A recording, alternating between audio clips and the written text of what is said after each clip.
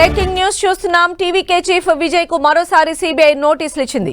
గత ఏడాది కారులో జరిగిన టీవీకే బహిరంగ సభలో తొక్కిసలాట ఘటనలో విచారణకు రావాలని సీబీఐ నోటీసుల్లో పేర్కొంది. రేపు సీబీఐ ఎదుట విచారణకు హాజరు కావాలని నోటీసుల్లో పేర్కొంది. గత ఏడాది టీవీకే ర్యాలీ సందర్భంగా కరూరులో జరిగిన తొక్కిసలాటలో 41 మంది ప్రాణాలు కోల్పోయారు. ఈ ఏడాది జనవరి 19న విజయ్ ఇంతకు ముందు సీబీఐ ఎదుట విచారణకు హాజరయ్యారు. తాజాగా మరోసారి విచారణకు రావాలని సీబీఐ నోటీసులు ఇచ్చింది.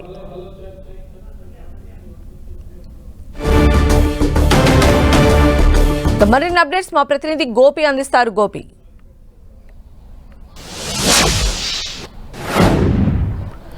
కరూరు తొక్కిసలాట ఘటనకు సంబంధించి మరోసారి రేపు సీబీఐ ముందుకు హీరో విజయ్ హాజరు కాబోతున్నారు.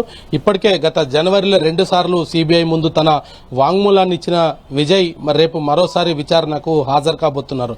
గత విచారణ సందర్భంగా అనేక అంశాలపైన కూడా ఆయన సీబీఐ అధికారులకు తన వాంగ్మూలంలో వివరణ ఇవ్వడం జరిగింది. ముఖ్యంగా ఏదైతే భారీ బహిరంగ సభ సంబంధించిన అంశంలో ఆయన ఏదైతే సభా స్థలిని ఏర్పాటు చేసుకోవడంలో ముందుగానే పోలీసుల పర్మిషన్ తీసుకోవడము, ఆ సభకు సందర్భంగా అభిమానుల రాక పెరుగుతుంది కాబట్టి ఖచ్చితంగా ఎక్కువ మంది పోలీసుల బందోబస్తు కావాలనేది కూడా తాను కోరినట్టుగా కూడా గత విచారణ సందర్భంగా సిబిఐ అధికారులకు ఆయన చెప్పినట్టుగా తెలుస్తుంది. మరి రేపు మరోసారి విచారణకు హాజరు కాబోతున్నారు. మరి రేపు ఎటువంటి అంశాలపైన సిబిఐ విజయ్ ని ప్రశ్నిస్తుంది, ఏ అంశాలపైన విజయ్ క్లారిటీ ఇచ్చే ప్రయత్నం చేస్తారనేది కూడా ప్రస్తుతానికి వేచి చూడాలి. అయితే తొక్కిసలాట ఘటనకు సంబంధించి ఇప్పటికే ఇటు సుమోటోగా సిబిఐ దర్యాప్తులో అనేక అంశాలను కూడా ప్రస్తావించినప్పటికీ ఎవరి మీద కూడా ఛార్జ్షీట్ దాఖలు చేయకపోవడము, దానికి సంబంధించి ఎవరిని కూడా దోషులుగా సిబిఐ ఇంతవరకు నిర్ధారించకపోవడము, కేసు ఇంకా ఆలస్యం అవుతుండటంతో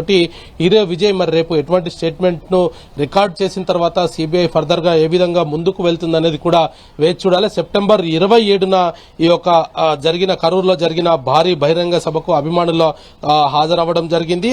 తాను సభకు ఆలస్యంగా రావడం వల్ల అక్కడ మరింత గుంపు పెరిగిందన్న అంశాన్ని కూడా ఆయనను వివరణ అడిగి తెలుసుకోవడం జరిగింది. ఎందుకు ఆయన ఆలస్యంగా రావాల్సి వచ్చింది, అక్కడ జరిగిన పరిస్థితులు ఏంటి అన్న దానిపైన కూడా గత విచారణ సందర్భంగా ఆయనను రెండవ దఫాల విచారణలో దాదాపు 7 గంటల పాటు కూడా అధికారులు ఆయనను ప్రశ్నించారు. ర్యాలీ సమయంలో పోలీసులు సూచించిన అన్ని భద్రతా మార్గదర్శకాలను తాను పాటించనట్టుగా కూడా ఇప్పటికే సిబిఐకి తన వాంగ్మూలంలో ఇవ్వడం జరిగింది. గుంపులో తోపులాట ప్రారంభమైన తర్వాత కూడా విజయ్ ప్రసంగించరు అంటూ కూడా కొన్ని ఆరోపణలు ఉన్నాయి. దానికి సంబంధించిన వివరణ కూడా కోరడం జరిగింది. అయితే సభకు సంబంధించి జనసంచార నియంత్రణకు సరిపడా పోలీసు బలగాలు లేకపోవడం వల్లనే ఈ యొక్క తొక్కిసలాట జరిగింది అనేది కూడా ఆయన అధికారులకు తెలియజేసినట్టుగా తెలుస్తుంది. అయితే మరి రేపు ఈ యొక్క తొక్కిసలాటకు సంబంధించి కూడా ఎటువంటి ప్రశ్నలు సిబిఐ అధికారులు విజయ్ ని అడగబోతున్నారనేది కూడా ప్రస్తుతం వేచి చూడాలి. మరి రేపు ఇప్పటికే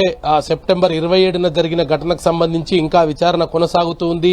మరి దీంట్లో ఎప్పటికీ విచారణ పూర్తి అవుతుంది, బాధితులకు ఏ విధమైన న్యాయాన్ని సిబిఐ చేకూరుస్తుంది అనేది కూడా ప్రస్తుతానికైతే ఎదురు చూడాల్సిన పరిస్థితి కనపడుతుంది. మరి 27 సెప్టెంబర్లో జరిగిన ఘటనకు సంబంధించి మూడోసారి విజయ్ ని ఎందుకు సిబిఐ పిలుస్తుంది, సిబిఐ విచారణలో గత విచారణ సందర్భంగానే అన్ని అంశాలను తాను సిబిఐ అధికారులకు చెప్పానని చెప్పినప్పటికీ రేపు మరోసారి ఆయనను ప్రశ్నించేందుకు సమన్స్ జారీ చేయడంతో మరోసారి విజయ్ కి సిబిఐ ఎందుకు సమన్స్ జారీ చేసిందన్న దానిపైన కొంత ఆసక్తికరమైన పరిస్థితులు అయితే నెలకొన్నాయని చెప్పొచ్చు. అయితే డెఫినెట్ గా కూడా ఇది అంటే ఎందుకు పిలుస్తున్నారు అంటే వాళ్ళ దగ్గర ఏమైనా సరైన ఎవిడెన్స్లు ఉన్నాయా లేదా దీనికి సంబంధించి క్లారిఫికేషన్ కోసమే విజయ్ ని పిలుస్తున్నారా అన్నది అయితే తెలియాల్సి ఉంది. అయితే ఈ నేపథ్యంలో విజయ్ మరి రేపు అటెండ్ అయ్యేటువంటి ఛాన్సెస్ ఉంటాయా, లేకపోతే ఆయన ఏదైనా డెసిషన్ తీసుకోవచ్చు? ఎందుకంటే ఆల్రెడీ సబ్మిట్ చేశానని చెప్పి ఆయన చెప్తూ ఉన్నారు కాబట్టి థర్డ్ టైం ఎంక్వైరీకి రావాల్సిన అవసరం ఉందా లేదా అనేటువంటి విషయంలో విజయ్ డెసిషన్ తీసుకునే ఛాన్సెస్ ఉంటాయా?